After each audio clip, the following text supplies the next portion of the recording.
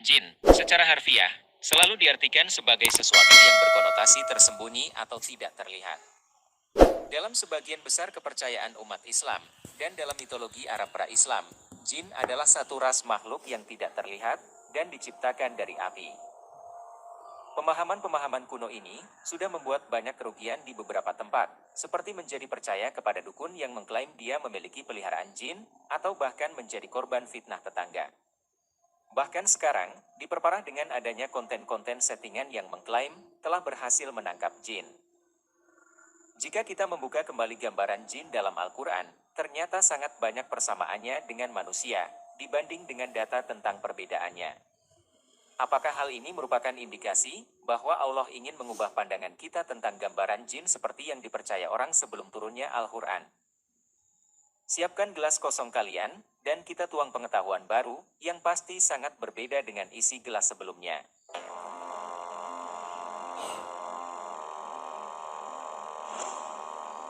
Kegaiban atau tidak kasat matanya jin, tidak jelas diterangkan dalam Al-Quran. Ayat yang digadang-gadang menjelaskan bahwa jin makhluk gaib adalah Al-Quran Surat Al-A'raf 27 yang menerangkan bahwa ia dan pengikutnya bisa melihat kamu dari suatu sisi atau tempat, sedang kamu tidak bisa melihat mereka. Namun, sebenarnya ini adalah penjelasan mengenai syaitan, bukan jin, sehingga Adam dan Hawa tertipu olehnya. Artinya, kalau syaitan menggoda tidak kelihatan, dia seperti orang baik-baik yang menyembunyikan sifat jahatnya. Yang jelas, seperti yang dijelaskan dalam Al-Baqarah ayat 36, yang berhasil menggoda Adam dan Hawa, adalah syaitan. Kemudian surat Toha 120 juga tidak dijelaskan, apakah syaitan jin iblis, atau syaitan hawa nafsu serakah yang ada dalam diri Adam sendiri, yang mengira bahwa dengan makan buah khuldi itu akan mendapatkan kehidupan dan kerajaan yang kekal. Yang telah menggoda Adam, kemungkinan bisa juga iblis, dengan catatan bahwa Adam belum mengenal siapa dia yang sebenarnya, dan pasti dia mengira iblis adalah orang baik-baik, bukan syaitan jahat. Mungkin itulah maksud ayat Al-A'raf 27, yaitu bahwa syaitan melihat kita, sedang kita tidak melihat dia dari satu sisi.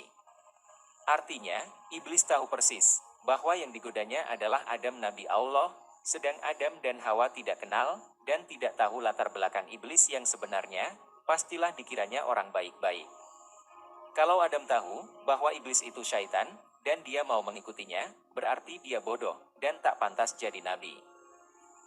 Tetapi sepertinya, Adam sudah dikenalkan kepada iblis oleh Allah yaitu pada ayat sebelumnya, yakni surat Toha ayat 116 dan 117. Ketika kami berfirman kepada para malaikat, sujudlah kamu kepada Adam, mereka pun sujud, tetapi iblis menolak.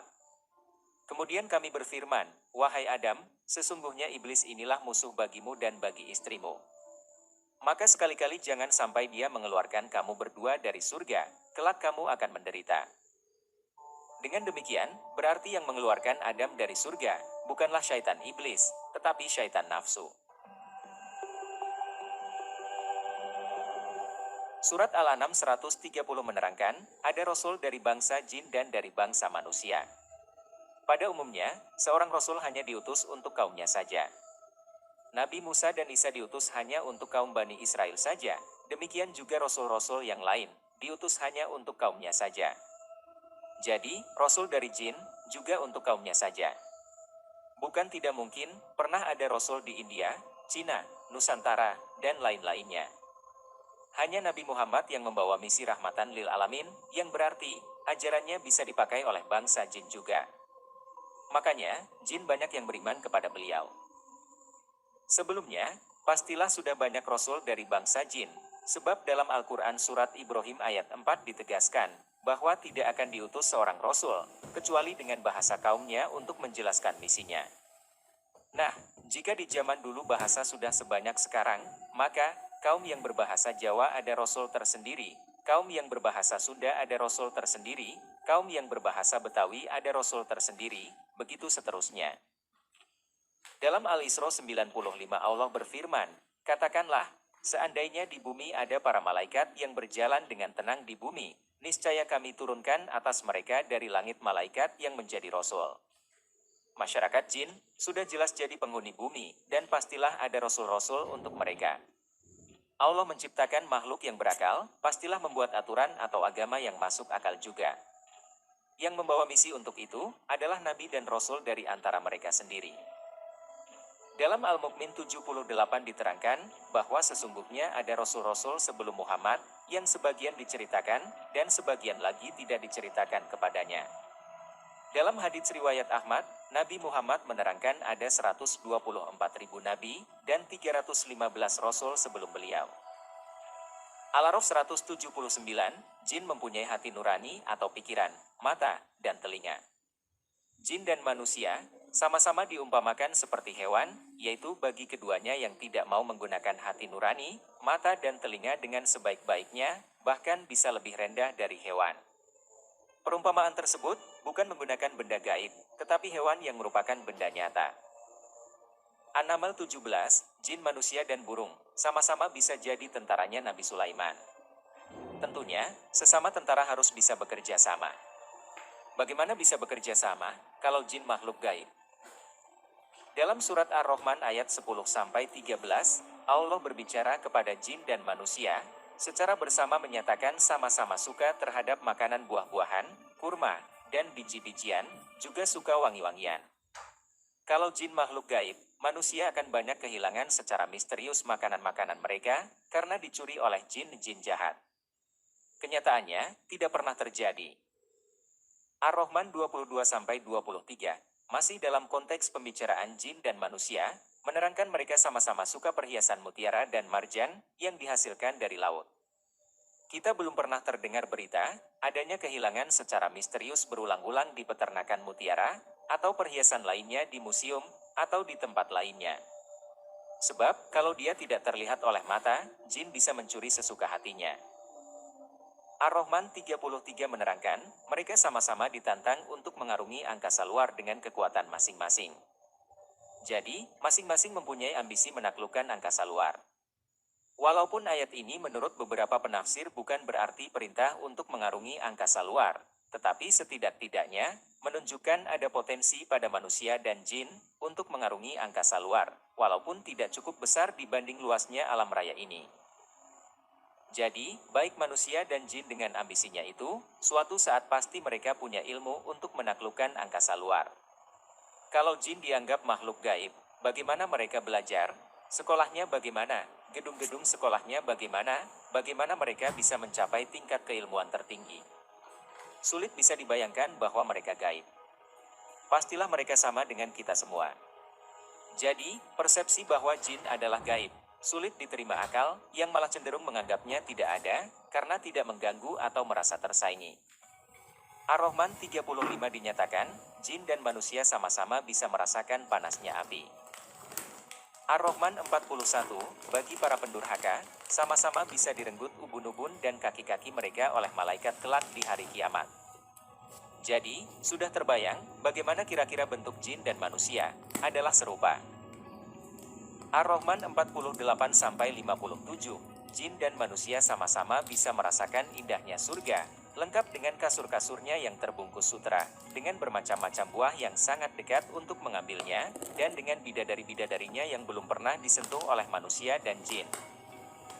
Ar-Rahman 76 dan 77 menerangkan, jin dan manusia sama-sama merasa senang bertelekan di atas bantal-bantal hijau, dan permadani yang indah.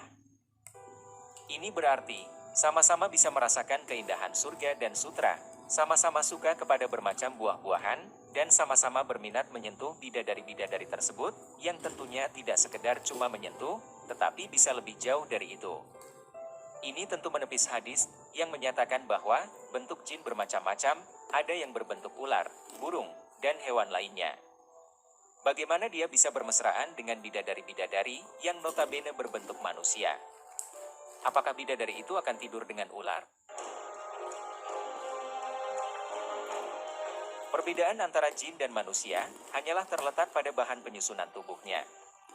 Manusia dari unsur-unsur tanah, sedangkan jin dari nyala api yang sangat panas.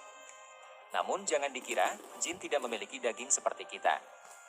Mentang-mentang dari api, langsung menyimpulkan tidak punya daging.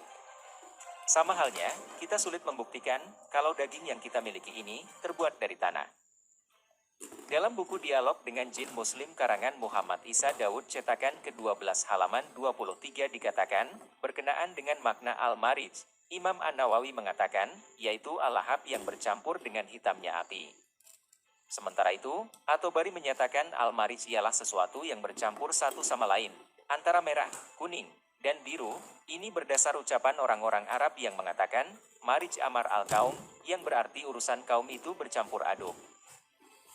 Disebutkan juga dalam halaman yang sama. Sementara itu, Abu Ubaidah dan Al-Hasan menyatakan Al-Marij adalah campuran api. Ia berasal dari marija, yang berarti bercampur baur. Al-Jauhari dalam Al-Syihah menyatakan, bahwa yang dimaksud dengan marij minar, adalah api yang tidak berasap, yang dari itu jin diciptakan. Antara tanah dan api yang sangat panas, sebenarnya tidak jauh bedanya. Sebab, api hanya bisa terjadi dari unsur-unsur tanah yang dipanaskan pada suhu tertentu, yang bereaksi dengan zat asam. Contohnya adalah magma, leburan besi, kayu, minyak, dan bahan bakar lainnya, yang semuanya adalah unsur-unsur tanah.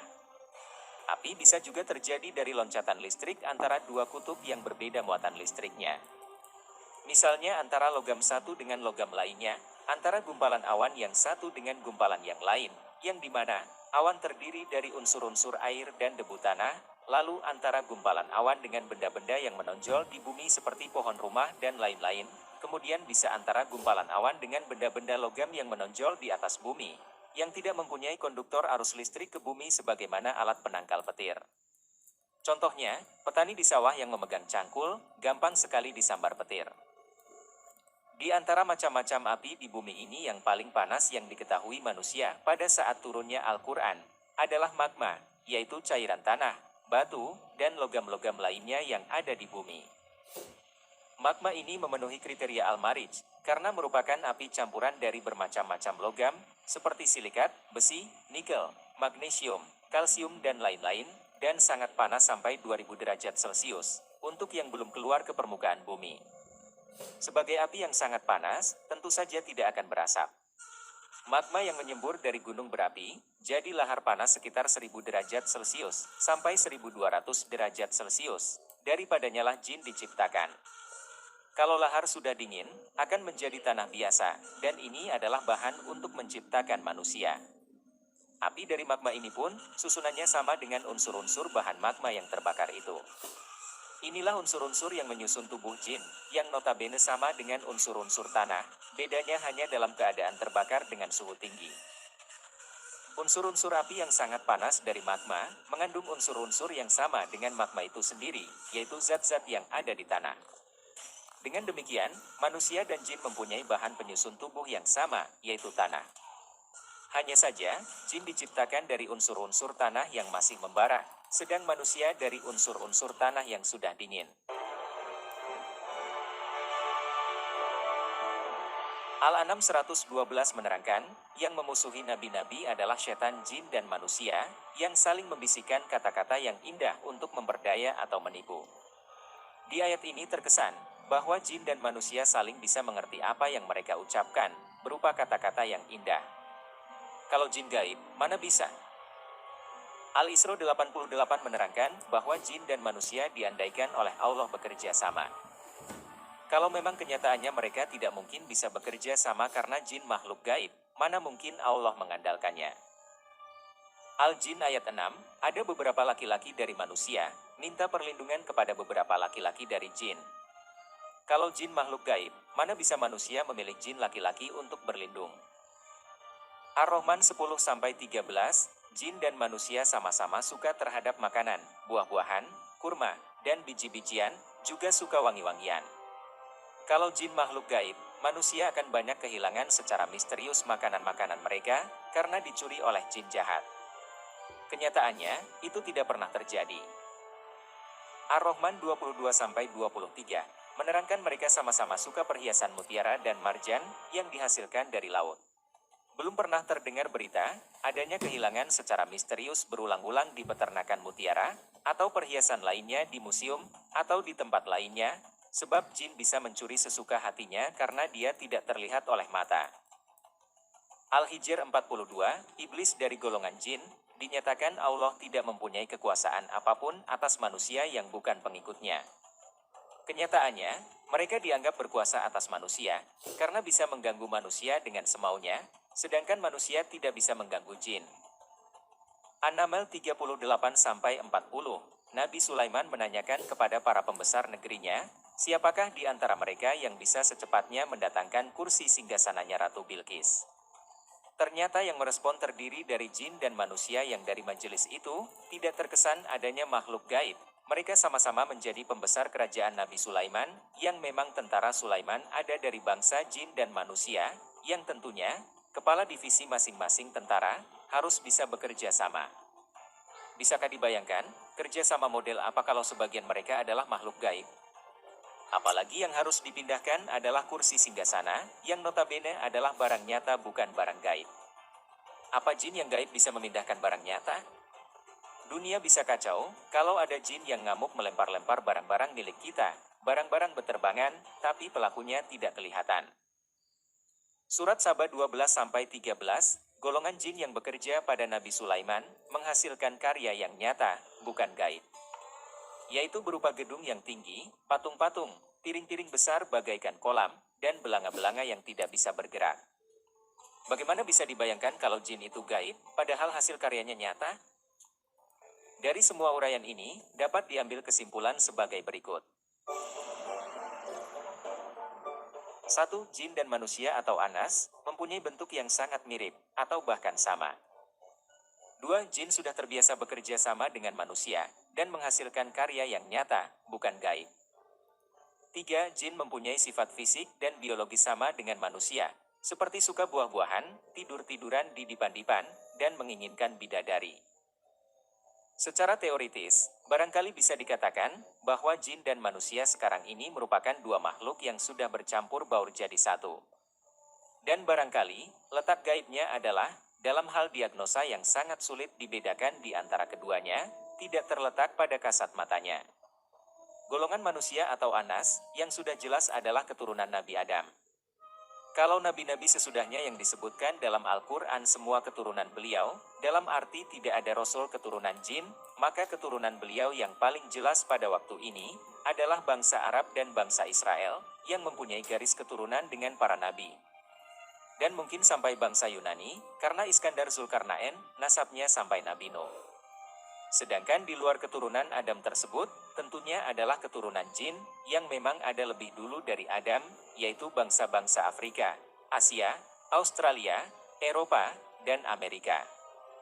Pembahasan untuk keturunan jin dan Adam ini, sudah kita siapkan di tema video selanjutnya. Kita tuntaskan dulu yang ini. Dalam Al-Quran juga disebutkan, ada nabi-nabi dan rasul-rasul yang tidak diterangkan di dalamnya, pastilah sebagian mereka ada yang dari bangsa jin. Dalam riwayat Ahmad diterangkan, jumlah nabi ada 124.000, dan diantaranya ada 315 rasul. Barangkali untuk mendiagnosa secara ilmiah, yang mana jin dan yang mana manusia, atau campuran dari keduanya, memerlukan alat yang super canggih yang belum terpikirkan oleh kita.